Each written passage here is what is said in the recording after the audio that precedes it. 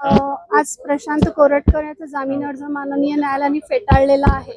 या बाबतीत आमचे म्हणजे मूळ फिर्यादी इंद्रजित सावंत यांच्यातर्फे असीम सरोदे आणि टीम आम्ही जे युक्तिवाद केले ते कोर्टाने कन्सिडर केलेले आहेत। ह्याच्यामध्ये आमचे मेन युक्तिवाद असे होते की तो वारंवार कोर्टाला चुकीची माहिती देत आहे, खोटी माहिती पसरवत आहे। 1 महिना तो जवळजवळ कोर्टापासून लांब म्हणजे वारंवार ठिकठिकाणी त्याचे पत्ते बदलून राहत होता, कोर्टापासून दूर पळत होता। त्याच्यानंतर त्याने जी काय वेळोवेळी माहिती दिलेली आहे ती सुद्धा माहिती चुकीची पद्धतीने मिसगाईड करून दिलेली आहे। आणि ह्याच्यानंतरही तो जेव्हा जामिनावर बाहेर येईल त्यावेळेस एव्हिडन्स टॅम्पर करायचे चान्सेस आहेत। या सगळ्या गोष्टी कन्सिडर करून कोर्टाने आज त्यांचा जामीन अर्ज फेटाळलेला आहे। हो, त्यांच्या समोर कायद्याने तो पर्याय ओपन केलेला आहे आणि तो सदरची ऑर्डर चॅलेंज करू शकतो सत्र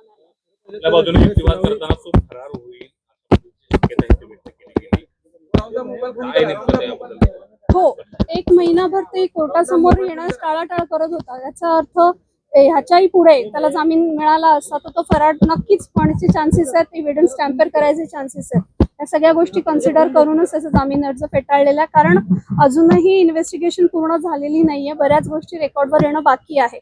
आणि जर तो जामिनावर मुक्त झाला तर बऱ्याच गोष्टी तेवढ्या ट्रान्सपरंटली समोर येणार नाहीत आणि नक्कीच त्याचा या कामकाजावर परिणाम होईल। या गोष्टीचा विचार करता जामीन अर्ज फेटाळलेला आहे। एखाद्या आरोपीचा जामीन अर्ज काय प्रोसिजर असते? जामीन अर्ज फेटाळल्यानंतर त्यांना अपिलात जाण्याचे पूर्णपणे त्यांना स्वातंत्र्य आहे। त्यामुळे आता JMFC कडनं फेटाळल्यानंतर ते सत्र न्यायालयात अपील करू शकतात।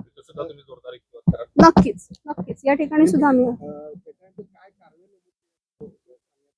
ऑर्डरची कॉपी अजून आलेली नाहीये, पण जो आमचा युक्तिवाद पाहता तेच त्यांनी गृहीत धरल्या असल्याचे चान्सेस आहेत। ऑर्डर कॉपी अजून हातात नाहीये।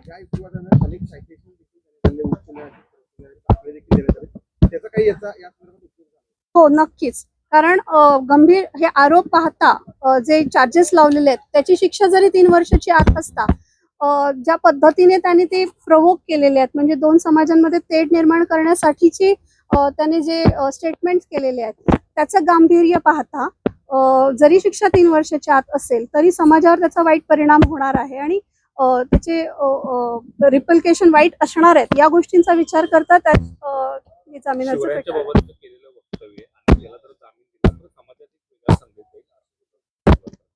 हो नक्कीच तसं आहे, कारण सदरची त्यांनी जी वक्तव्य केलेली आहेत ती अत्यंत लांछनास्पद आहेत आणि म्हणजे आपलं दैवत आहे ते, आणि दैवताविरुद्ध जर असं जर कोणी बोलत असेल तर ते नक्कीच गंभीरतेने घेणं गरजेचं आहे।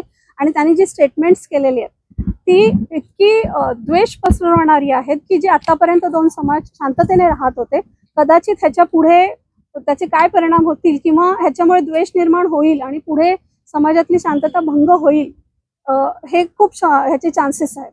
तर ह्या सगळ्या गोष्टींचा विचार या आदेशात केलेला आहे। 14 दिवसाची न्यायालयीन प्रक्रिया दाखल होईपर्यंत त्याला जामीन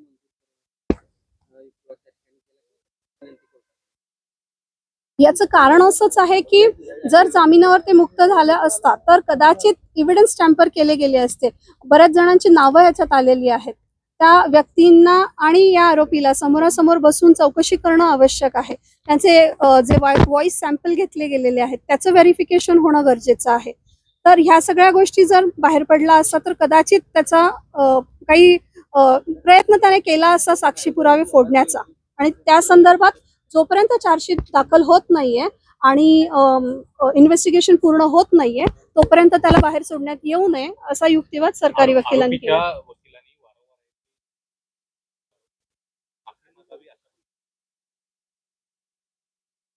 हो, या संदर्भात त्यांनी जो जामीन अर्ज केलेला आहे त्या जामीन अर्जामध्ये माननीय इंद्रजित सावंत यांच्याबद्दल त्यांनी असं लिहिलंय की त्यांनी बरेच आक्षेपार्ह स्टेटमेंट केलेले आहेत आणि त्याबद्दल त्यांच्यावर FIR नोंद आहे।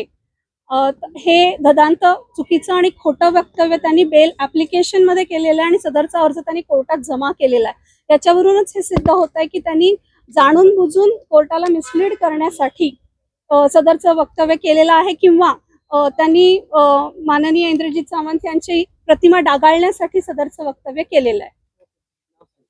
ॲडव्होकेट पल्लवी थोरात।